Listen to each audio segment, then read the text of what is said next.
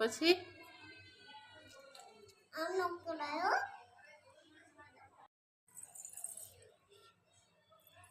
mummy અહીંયા બેઠા mummy ચા પીવા આવો ચા જો મળે તને ચા આપું ઢીંગાને પૂછતો તમારે શું પીવું છે ચા શરબત પીવું છે પૂછતો સુબહ પીવું તો હું બનાવી દઉં બનાવી દે તું બનાવી દે ને તારો ઢીંગો છે કઈ નથી તો કોને મારો છે લાય હું દીકો કરી લઉં એને